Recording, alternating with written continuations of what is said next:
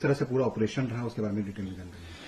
केंद्रीय गृह मंत्री जी ने अगस्त 2022 में एक मीटिंग करी थी सीपी दिल्ली साहब के साथ और डीजी एनआईए भी थे। उसके तहत 3 हमने अलग अलग केसेस दर्ज किए थे, जिसमें एक लॉरेंस खाड़ा सिंडिकेट पे था, एक कौशल चौधरी लक्की पटियाल पे था और तीसरा नार्को टेरर के वर्टिकल पे था।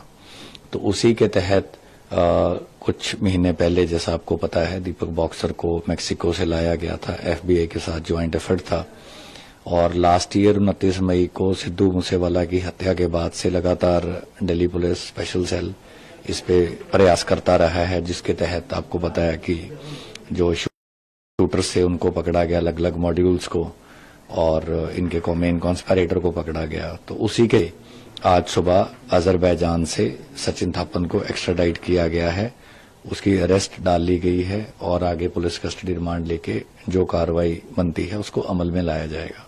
सर, सचिन थापन का रोल क्या था, क्योंकि जैसे ही मर्डर हुआ तो वो यहाँ से फरार हो गया। सचिन थापन देखिए लॉरेंस का करीबी है, उसके गांव का है, और एक तो अभी बड़ी अर्ली स्टेज है इंटरोगेशन की। जैसा कि उसने बताया कि एक तो बोलेरो जिसपे सिद्धू को चेज किया गया वो सचिन थापन ने ऑर्गेनाइज कराई। उसके बाद जैसा कि आपको पता है कि जो 4 शूटर थे, एक मॉड्यूल में और 2 दूसरे में थे, वो वारदात के बाद अलग अलग बंट गए और जो जगरूप रूपा थे और मनप्रीत मानू था वो अलग चले गए और AK-47 और पिस्टल उनके पास कुछ रह गए जो उनके पास वो कैरी कर रहे थे। जो बाकी 4 लोग थे, जिसमें दीपक मुंडी था, अंकित सिरसा था, प्रियव्रत फौजी था, कशिश केशव था, तो ये अलग हो गए। इनके वेपन जो थे वो रोहित गोदारा के पास गए।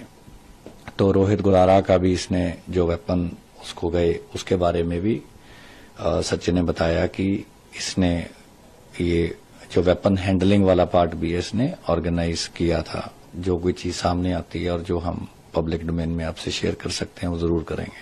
सर, एक तरह से उसने चैलेंज किया था, जब बाहर से जिम्मेदारी लेते हुए ये कहा था कि मैं इसमें शामिल हूँ, चैलेंज किया था। तो किस तरह से उस समय कार्रवाई की गई थी, क्या उसने बताया था? अब देखिए, जैसा कि हमने पहले ही बताया, एक्चुअली ये हमारी जुरिसडिक्शन में नहीं था, तो लेकिन क्योंकि ऑर्गेनाइज्ड बहुत ही ब्रेजेंट टाइप का केस था और क्योंकि पहले इनके वर्टिकल पे ऑलरेडी स्पेशल सेल ने काम कर रखा था, उनके राइवल वर्टिकल पे भी कर रखा था, तो इसलिए स्पेशल सेल को उसी टाइम से हमने टास्किंग करी थी डिफरेंट टीम्स की। तो चैलेंजिंग था क्योंकि केस हमारी जुरिसडिक्शन का नहीं था और डॉक्यूमेंटेशन वगैरह, लेकिन जो एग्जिस्टिंग केस थे हमारे पास, 3 हमारे पास काउंटर इंटेलिजेंस के केस थे CI सेल के और 2 हमारे पास न्यू दिल्ली रेंज के केस थे, जिसमें मकोका का भी केस था। तो उन्हीं में जो पेपर कार्रवाई थी वो लगातार इसको अमल में लाया गया, जिसके कारण से RCN खुला और कोर्ट में भी वहां पे चैलेंज हुआ, लेकिन नीचे की कोर्ट के हारने के बाद ऊपर की हाई कोर्ट में भी जब ये हार गए तो फिर इसकी एक्स्ट्राडिशन का रूट क्लियर हो गया। सर, कितनी टीम इसमें? तो मल्टीपल टीम्स थी, मतलब गिनती नहीं है, क्योंकि हर रेंज ही हमारी अलग अलग टास्किंग थी और अलग अलग काम कर रही थी। सर, अभी तक उसने सचिन ने बताया क्योंकि वो क्यों, जैसे वो वारदात को अंजाम दिया, फरार हो गया था, बाहर चला गया देश के, क्या बताया था, क्या जानकारी मिली थी? नहीं, इनको थोड़ी लगती थी, इम्यूनिटी लगती थी कि भाई बाहर जाएंगे तो इतना इजी नहीं है बाहर की जुरिसडिक्शन से लाना, और बड़े कम एफर्ट जो थे पहले सक्सेसफुल हुए हैं। लेकिन अभी हम देख रहे हैं कि तमाम एजेंसीज की कोऑपरेशन के कारण पहले दीपक बॉक्सर को लाया गया, अब सचिन थापन को लाया गया। सर, अब गोल्डी बरार, क्योंकि अब इस पूरे उसका ये कड़ी रहती है गोल्डी बरार, तो क्या इसको? देखिए, हम फ्यूचर के बारे में नहीं बोल सकते और गोल्डी जो है I think main cases Punjab के हैं, लेकिन हमारे भी ऑर्गेनाइज जो केसेस हैं उनमें जो भी रोल बनता है, जिसका भी बनता है, मैं इंडिविजुअल स्पेसिफिक की कोई बात नहीं करेंगे।